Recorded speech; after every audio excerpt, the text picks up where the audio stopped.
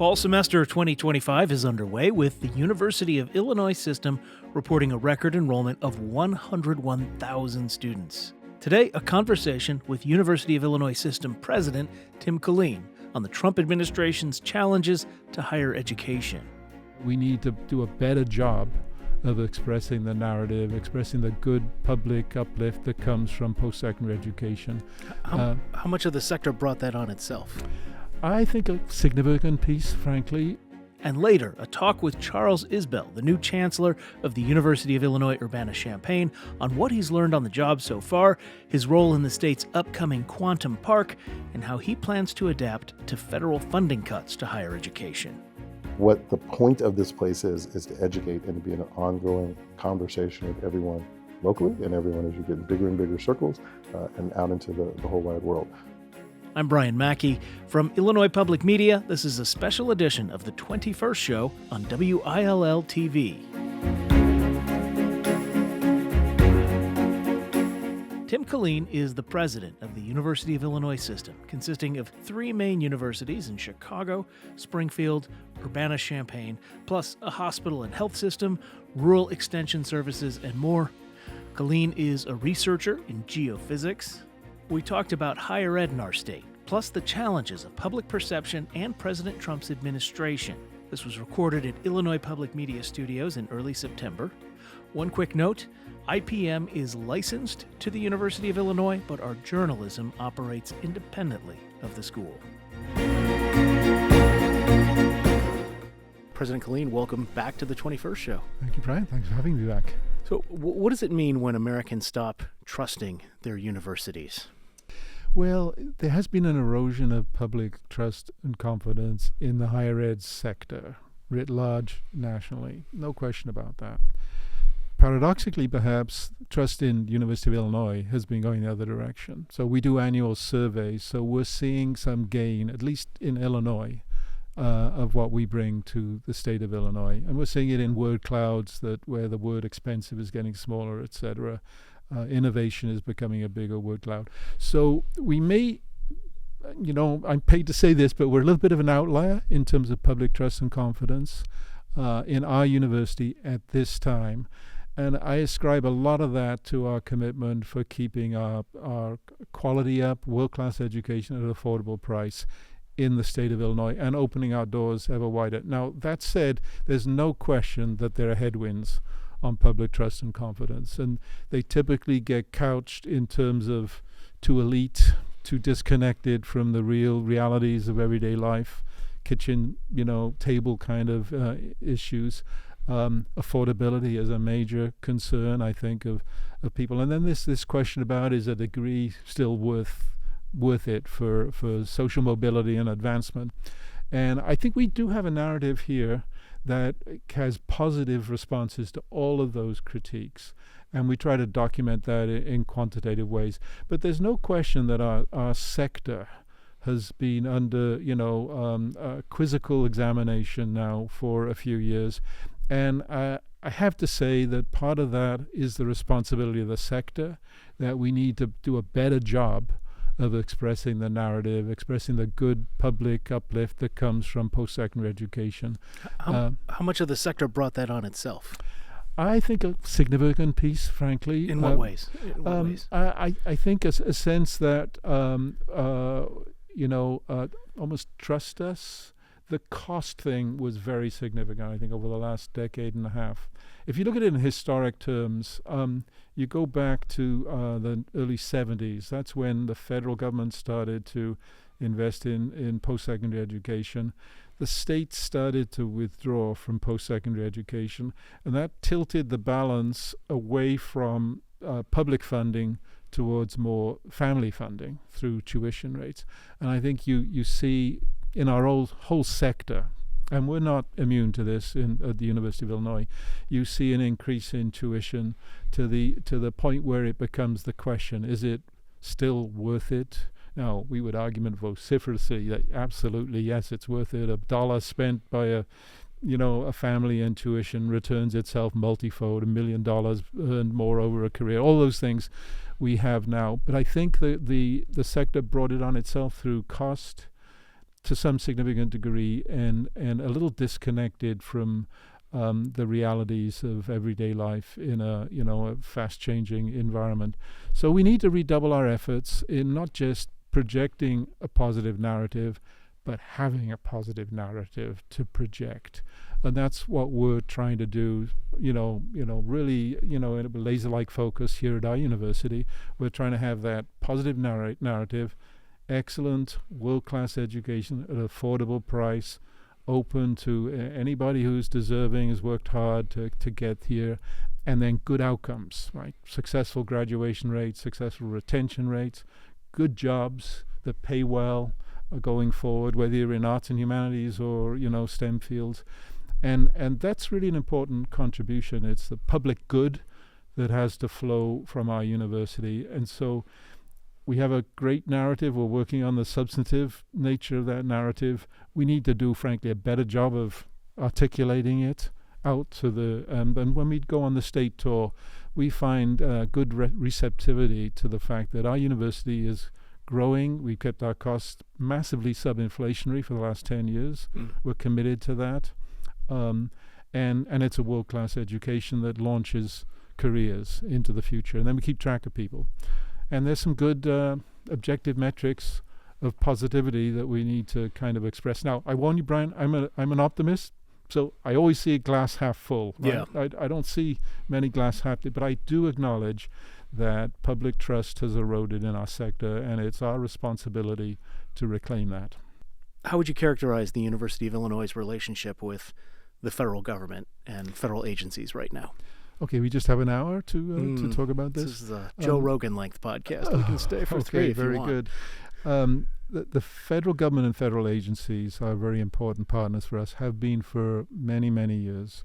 We have, at the University of Illinois system, about $800 million a year in federal funding from grants and contracts that we win competitively. So when agencies change their outlook, change the guidance, we follow that very closely and carefully. The executive orders coming out of the White House, we followed very carefully. First of all, first thing to say is we're a law-abiding institution that's not partisan, right? We are apartisan, but we do care about our students. So we're fiercely partisan for our students, every student, no matter where they come from, what they look like, what their background has been. We want them to succeed, whether they're international or domestic. All of that is our kind of core commitment. So there's been significant changes coming at a bewildering pace, in fact, in the last year, I would say, or certainly 6 months. So we're paying very close attention to that. We're being we're committed to the 1967 anti-discrimination, civil rights. That's a benchmark for us. So we will follow that. Now, if the guidance changes, we will look at it. We'll analyze it. We have our attorneys looking at what's coming at us. We're being appropriately, I think, compliant of regulations that are changing. That relationship is important to us because what we do has national scale and impact and importance, and it differs by agency, I would have to say. So we're obviously we saw the USAID issues early on, and that affected us directly, particularly job losses and job funding, losses. Yeah. They've been partially recovered through anonymous donation, but that was a significant thing, and painful there, Brian, was the loss of sort of preparing for the future of soybean food internationally. Places like Malawi, where we've seen significant job loss, but also a significant pulling back of modernization of the whole agricultural enterprise. And we care about those other countries too. So we're seeing a lot of changes. We're working hard to be discerning and to be thoughtful about our response. In each case, we have a grounded set of guiding principles of who we are and what we do and what we care about that guide us, and we are law-abiding and will always be that. So I think it's been a challenge. I'd say a challenging time for higher education in general. At the University of Illinois, we've not been disproportionately affected, but we have been affected. and we're adjusting to the guidance that's coming out of the federal establishment, paying close attention to it too with our best thinkers. We're also working collectively across the Big Ten. Obviously, we're working with partners in professional associations in DC like ACE or APLU. We're interacting significantly with peer institutions and professional associations to more deeply understand what's coming, to predict, to ask the what-if questions, frankly, that are needed. So we kind of are looking at ourselves as well, deeply. What if this happens, that happens? So how well prepared, how resilient are we to those kinds of changes? And what if the government cancels every visa for every one of our students, or what if the government takes away all of our research funding, sort of thing? Those are good what if questions that we've had on the list. Absolutely. On the visa issue, we did see like 71 visas revoked. They were unrevoked shortly thereafter. So revoked and then unrevoked, if that's a word. Yes, I follow you. So we did have one person self-deport. So we haven't seen a massive, and there's been no recent, issues. But visa delays are significant for us. These are international students who have been accepted to our university. They need to get a visa. They need to get an interview in a consulate somewhere internationally. Those have been significantly delayed. But we're monitoring very closely the international student population coming in. We have a strong commitment to in-state, college-ready students. And that's if you drive around this town, which I'm sure you do, they're all everywhere. You can see them, right? If you try to get across town when classes are changing, you'll see what I mean. Mm-hmm. We have a lot of mostly young people but 20% are from out of state. So that's a more vulnerable population with some of the issues and concerns of the federal government.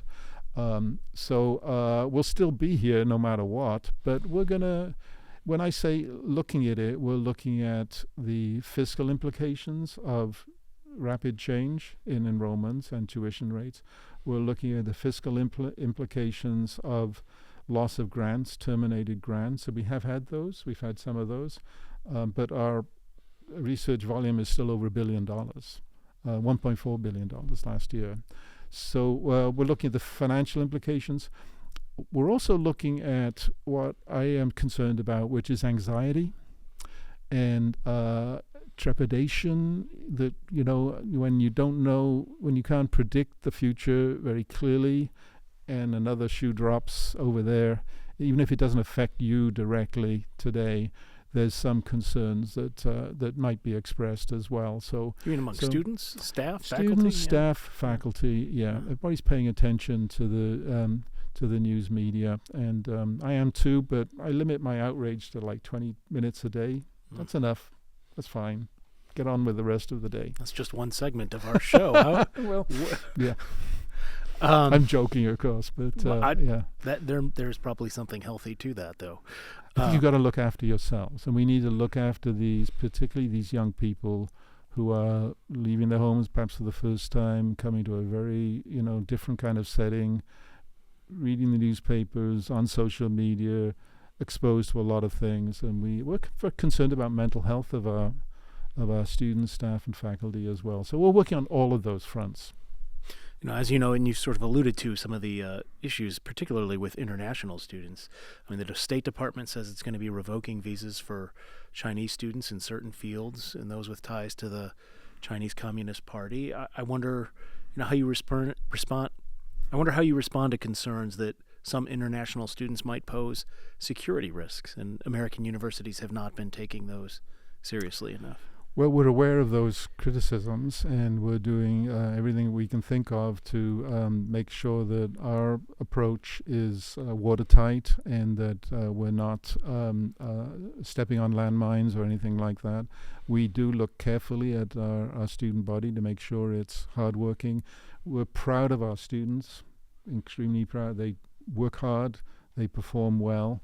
We know all the regulations. We watch the changing language that comes out. We know which universities in China might be on which lists, and so we're very cognizant of all of the above. But we're committed to the vibrancy that our international students bring to our programs, as well as I mentioned, the preponderance of undergraduates from the state of Illinois. I think it enlivens their experience too. So we are going through the what ifs as well. I mean, a few years ago, we took out an insurance policy against abrupt changes in Chinese student enrollment, and so we're no longer in effect, as I understand. No longer. That's no longer in effect. Yeah, that's right. That's correct. But what does the university lose if it can no longer welcome students? Especially, I mean, you've talked a lot about undergrads, but graduate programs, research assistants. What is the cost to the university, to Illinoisans, if that changes significantly? Huge costs if we are not able to be the open, globally preeminent university system that we have been for decades, and that's been growing too. You lose intellectual capacity, you lose ideation, that there are brilliant people everywhere. They're not just in one county or one state. You lose the openness of inquiry. It's something I like to call sometimes intellectual globalization, where globalization itself as a term is fraying a little bit at the edges right now with trade issues and so forth, and a certain more inward-looking perspective.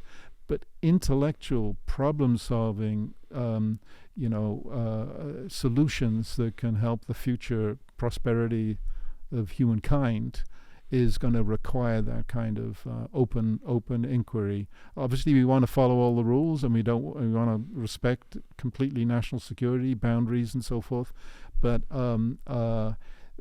it loses a lot. It loses a lot if a university as open as ours, that's made such major contributions to global work and solutions in agricultural fields, in energy fields, in IT, etc.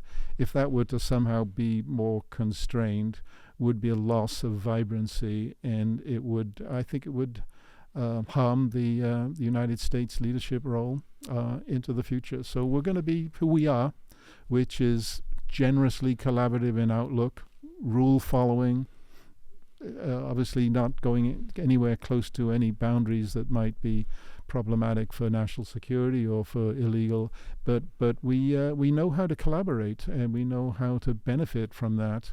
And if you look at just the vitality of our campus, you can see the impact of if it was all students of one stripe from one place, then we would not be who we've become over the years. So it's hard to quantify that harm. You can count visas, you can count dollars, you can count grants.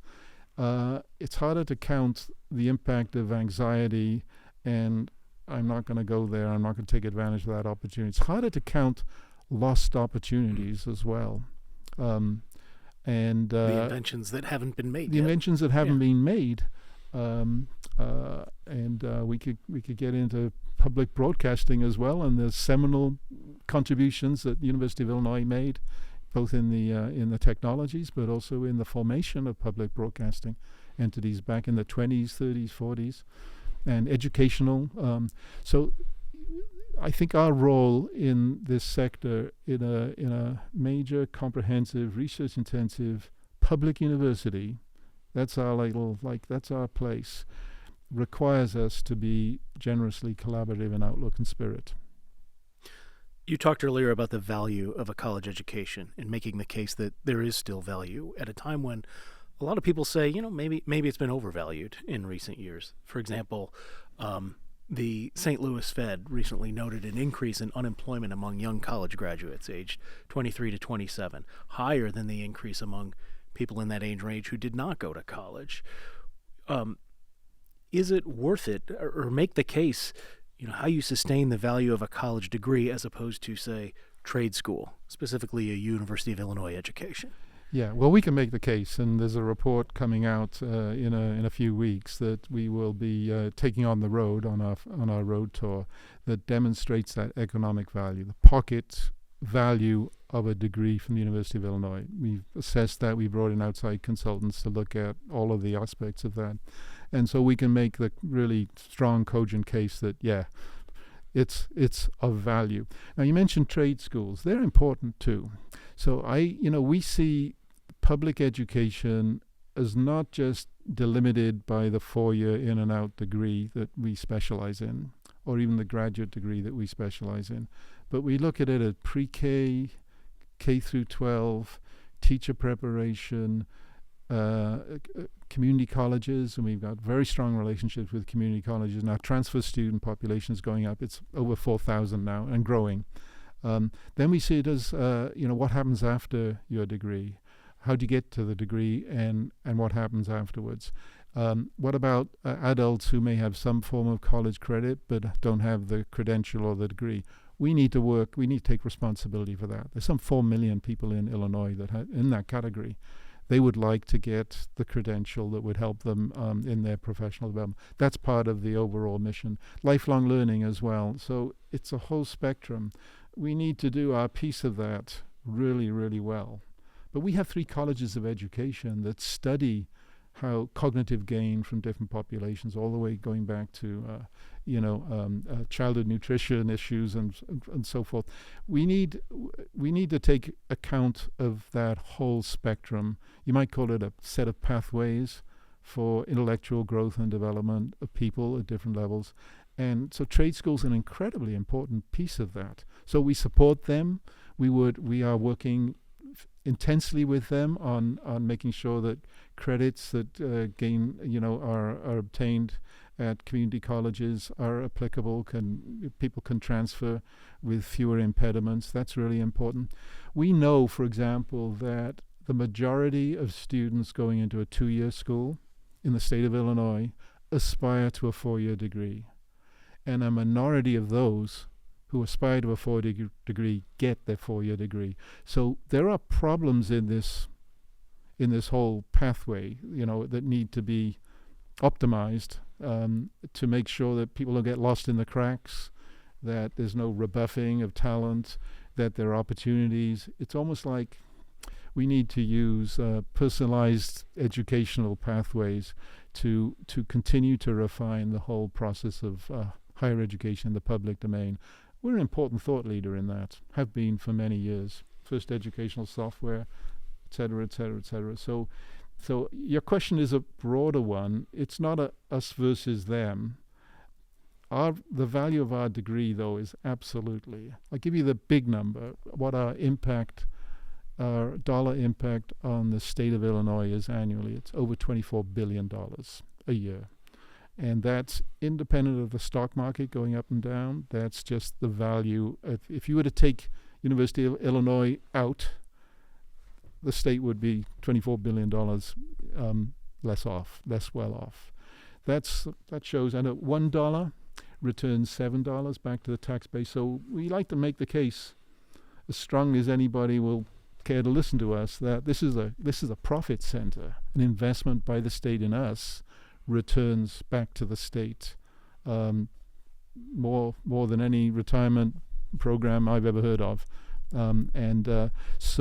But we need to do it well. We need to do it with integrity. We need to do it with effective stewardship of the resources, but to do it at scale. Where do you see the threats to academic freedom, right? Some people look and say it's the government, and certainly I wouldn't argue with that. Some other people say it's a liberal orthodoxy. If you step out of line from that, there's been, so maybe it's not government censorship, but social stigma or something like that. Yeah, well, I think any of those things can negatively affect, an institution that is living on its wits, as I kind of like to point out, if it's overly prescriptive and limiting. The bullhorn on the quad, if there's not an exam taking place right next door, is an expression of public opinion, right? So there's some rules that need to be followed. We do have rules, and we do expect our communities to follow those rules, and we don't pick our incoming professors with a particular political slant. We work well with the bipartisan state legislature. We work well with the federal state legislature.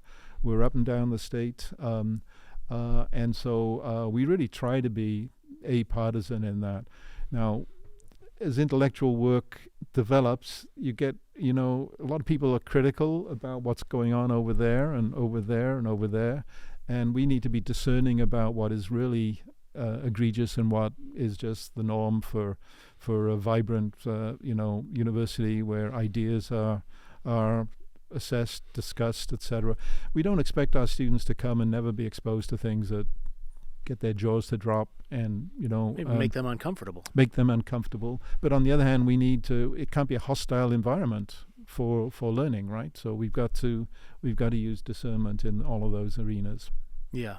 Well, a hostile environment or a safe space. Those are some of the other phrases we hear these days in terms of.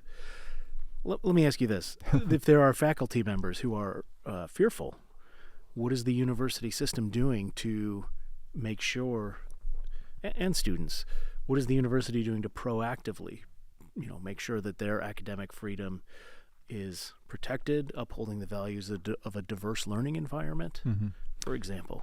Well, we've developed a set of guiding principles that are online that the board has approved, that we've developed in consultation. We have a strategic framework that describes where we're going on these various intellectual topics. So faculty members should be aware of those kinds of things. We also have student code of conduct. We have processes that are in place to make complaints to allegations of bias. We look into them straight away and go through an adjudication process that is respectful of all the players. Now, we're living at a time when perfection is hard to even define, let alone embody. But we have this vibrancy in our world. There will be some anxieties. I stressed that right at the beginning of our interview. There are anxieties that have grown, and mental health challenges as well, and concerns about over dogmatic discussions over there, and words that can mean one thing to one group and something completely different, almost orthogonally different to another group. So we try to avoid what I think of as coded language.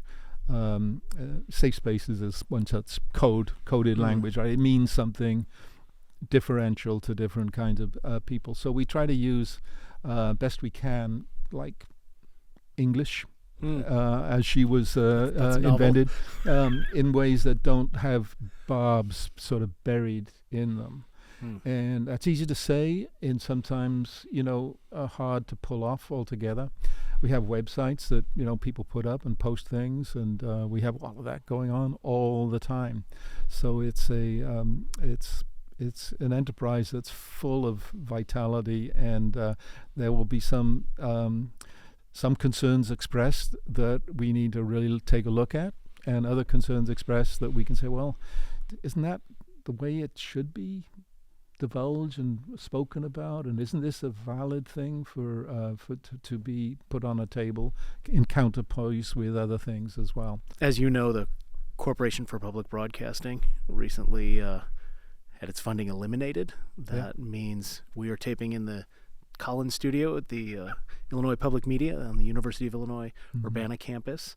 $1.5 million to this station was the result of that rescission of funding. Can you talk about the University of Illinois' commitment to public broadcasting now and in the future?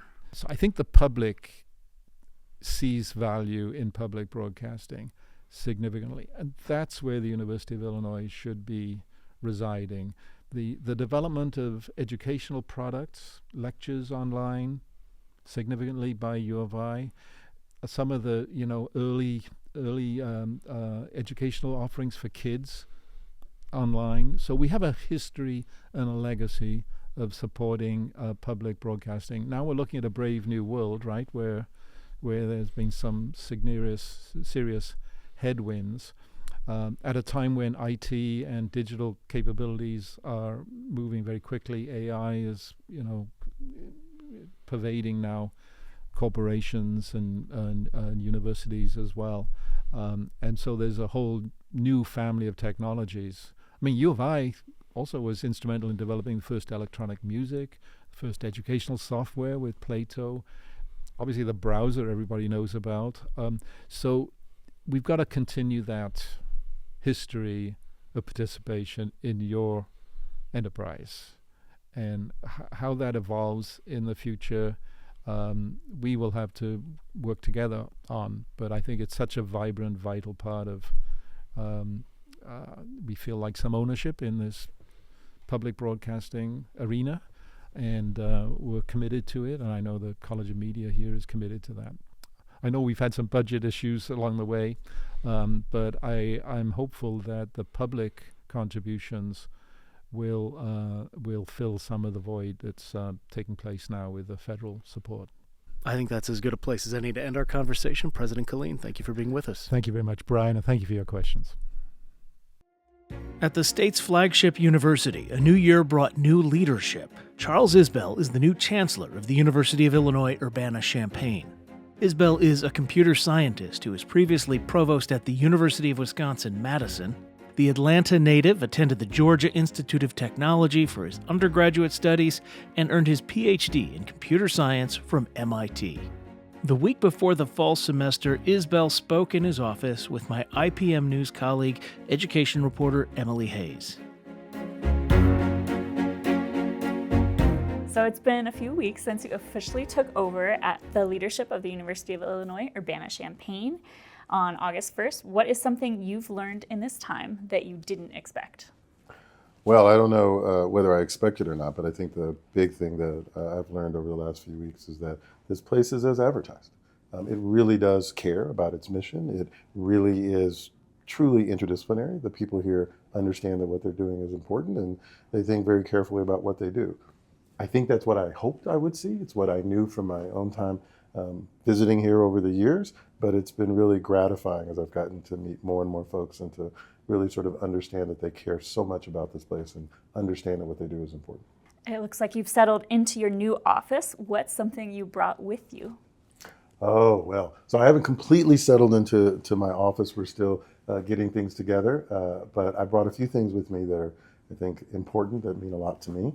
You can't quite see it, it's off screen here, but I have over there a picture of my academic ancestry. Every single, my advisors, my advisors' advisors, my advisors' advisors' advisors, going back at least to the 1300. Galileo's in there, Copernicus is in there, that I really like the idea that I'm a part of history, that I'm a part of a story that has been going on for centuries and hopefully will go on centuries after. And along with that picture of all of my ancestors, I have all of my descendants, all of my PhD students, the folks that I've worked with over the years, and I look out every day and I see the people that I've been able to be a part of, and I get to know that I helped them along in their journey. So now that you live here, what do you see as the University of Illinois' role in the local community? I love that question because I think it has built in an assumption that really matters, which is that we are a part of the local community. We're a part of it. That means that we affect it, we help move it forward, we're a part of that conversation, but we're also affected by it. I think one of the mistakes that people make in general is they get really excited about what they do as they start to think of what they're doing, is that is the center of the story and that's what they're here for. What's really we're about being a part of a larger story. You listen as much to others as you talk to them. You have those kinds of ways of interacting with one another. And I think that what the point of this place is to educate and to be in an ongoing conversation with everyone locally and everyone as you get in bigger and bigger circles and out into the whole wide world. So I think that we have to remember that, and we have to be a part of understanding what the people around us need, what they want, and we listen to them to find out what that is. So short answer to your question is we are a part of a conversation, and we're an important part of that conversation, and conversation is both listening and talking. The state is investing $500,000 into a University of Illinois quantum and microelectronics park planned for Chicago. Is there an example of research you could see taking place both here and there?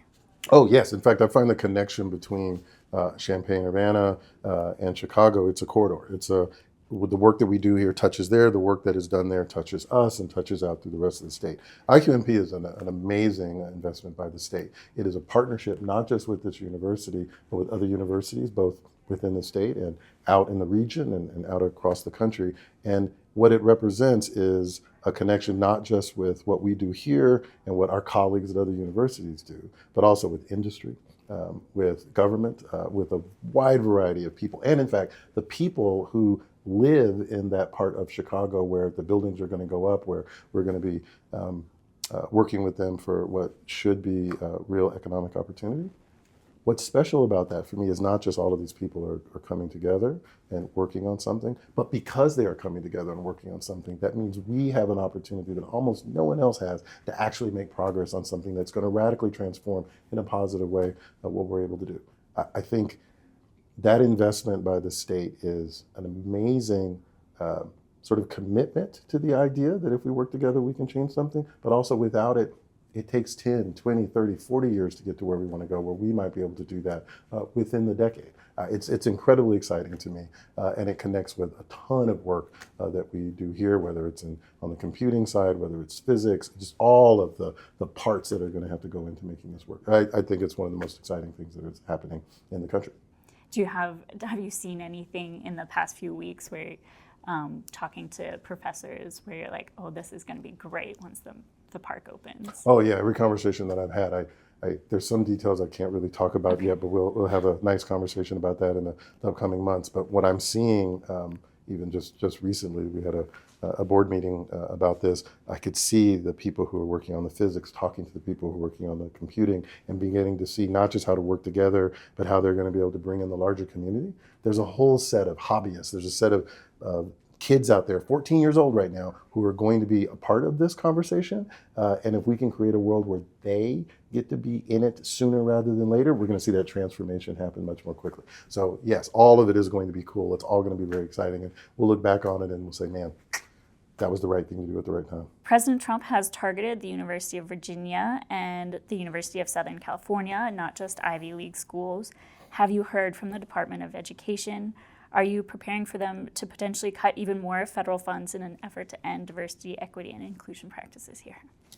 So I think there's a couple of ways to think about that. And the way that I think about it is I am assuming that we will eventually find ourselves a target, as is everyone in higher ed. This is a concentrated and thoughtful attack on higher ed. I use the word attack on purpose. I think that this is a conversation that the federal government is trying to force between us and everyone else about what the purpose of universities are, and particularly what the purpose of large research universities are. So we are going to be a part of that conversation, whether we are personally asked to do something or personally targeted. We've already seen some effects of what's happened over the last several months. I myself had one of my grants ended from work that I was doing before I got here. I expect that we will see more of that. What that effect is going to be is unclear. We may actually be fine in some sense if you just looked at the bottom line, if you looked at the total amount of research funding over the next several years for at least some time, or we might find ourselves really having to scramble under the changes. It's hard to know where that's going to be, but one thing that we know that we have to do is that we have to prepare for it now. We have to think very hard about how we're going to react in the worst case, the best case, the medium case, and all the possibilities. We've already seen some people who've been directly impacted. We know some others will be directly impacted over the coming months and over the coming years, and we're going to have to plan for supporting them. I think, though, if you wanted to pop up a level and ask the question of what, not just what is happening next week or what's happening next month, the real question here is, what do we want public universities to be? What do we want private universities to be? What do we want research universities to be? We have not been having that conversation. Not really, not with the public over the last 5, 10, 15 years, and it's time to really have that conversation. Not just to tell our story and to save our own skin and what we do and to keep doing things the way they've been done, but to help everyone to understand why what we do is important for them and why we are in this together. And so I think really the question for me, aside from the real things that are happening to real people right now, and the impact it's having on the work that we're doing, is what are we going to do to lead this conversation over the rest of this decade, or indeed over the rest of the century, to make certain that we all end up in a good place 158 years from now, right? That we were able to look back on this and say that the compact that we created with the public is a good one and allowed us to move forward in a way. You will hear me say this a lot over the next year, that what drives me, and I think is really central, particularly at a moment like this, is that we be good ancestors. That we are people who think not just about what's happening next week or even the next 10 years, but we think about the next generation, the generation after that, and the generation after that. This is one of those moments where things are changing enough, where the world is rethinking everything, both here and across the world, that we have to think hard about what our descendants are going to say about us. And that means leading conversations, including having some difficult conversations. So this is a question from the Graduate Students Organization. What would happen to employees if their work funded by federal grants is cut? Would U of I step in to pay their wages? Well, we would do the best that we can. I can't make promises about that because I don't know what the scale is going to be. I don't know the specific mechanisms by which different students are being paid. And we're talking about two different questions. Hidden in there, I think, are two different questions. One is what's going to happen this semester and what's going to happen 2 or 3 years from now. And what we're trying to figure out, and this is, I mean, I think you hear this theme over and over again, that this is a big transition period for all of higher ed and all the people who are affected by it. Are we talking about a fundamental restructuring of how we think about supporting graduate students, how we think about supporting faculty, how we do research, how we educate? Or are we thinking about something that is going to be very sudden and kinetic and then change 6 months after that? And we just do not know. So we are preparing. We have already done work before I got here. There's been a lot of work done in trying to build up and save funds for transitions for people to sort of help them get through. There's been a lot of talk and conversation about how do we help people move from one area of research to a different area of research. I mean, you know, if we think about this in the larger scheme of things, changes like this have happened always. They just normally take longer, right? There are 2 years of transitions. People have an easier time of thinking about how to do things differently, where this has been moving at unprecedented breakneck speed. And that is part of what makes it difficult, is having to turn on a dime and think about how to do something on the scale of a few weeks in the middle of a semester, as opposed to, well, we need to plan strategically about this over the next couple of years. And a lot of the job here, and it's difficult because these things are real and immediate, but a lot of our job here is to think about how to turn this moment of very rapid change into a conversation about where we're going to be in a couple of years. So we're going to do the best that we can. We've already cut some things. We're trying not to grow, except in the areas where we absolutely are going to have to over the short term, so that we can help sort of buffer that through. So again, I'm not going to sit here and say, yes, we will cover everything, or say, no, we're going to cover nothing. We're going to do the best that we can to support the work and to support the people who are a part of our mission. You mentioned some cuts. Can you provide some examples of ways that the budget has been constrained recently as you're trying to plan for this credential change? Well, it's difficult because a lot of this happened, as you point out, I've only been here for a month. These conversations were happening long before I got here, and we're going to have these conversations over the next several months and the next year. But what has happened is the administrative units have been asked to think about how to be more efficient, how to do more with less, frankly, so that we can make certain that we support the larger mission of the university while doing the least amount of harm to people who are out there on the ground doing the work. Not that the administration isn't also doing work. And we have put off making some decisions until we know where we're going to be. I'm looking, one of the first things that I started doing when I got here is to look at this office, to look at what's happening at the executive level, to see how we can be more efficient, bring things together, so that, you know, we can take every dollar and have it last as long as we can. But these are still human beings, right? These are people with jobs. These are people who are doing important work. No one is sitting around just idly doing nothing. And so it's not as if we can say, oh, we'll just cut 20% and that'll be fine. That 20% represents real human beings who are doing real work that's really important. And so this is really a longer conversation about what it is we have to do, what it is we want to do, and then how we're going to do it. But we are being as thoughtful as we can about how to invest in the future. Do you want us to stop doing quantum? Do you want us to pull back on that? No, that would be a huge mistake, right? To not invest in that future. What's your message to faculty members or students who are nervous their research or funding will be taken away? I hear you.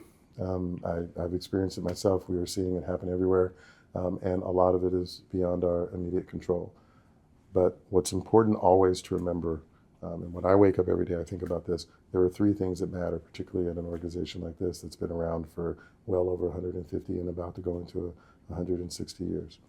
The mission matters, the people matter, the future matters. Right? So we will remain as true as we can to our mission. They are a part of that mission. We know that people make that mission go. We will support them as best we can under these circumstances. We will help them transition as they need. We will help them find new ways to do things. We will support them in every way that we can. And we will always do that with the future in mind. This is about long-term strategic decisions that we're going to be making. This is about partnerships that we are going to be building, and we are going to continue to do that. Do you expect departments to be able to hire fewer students or faculty going forward?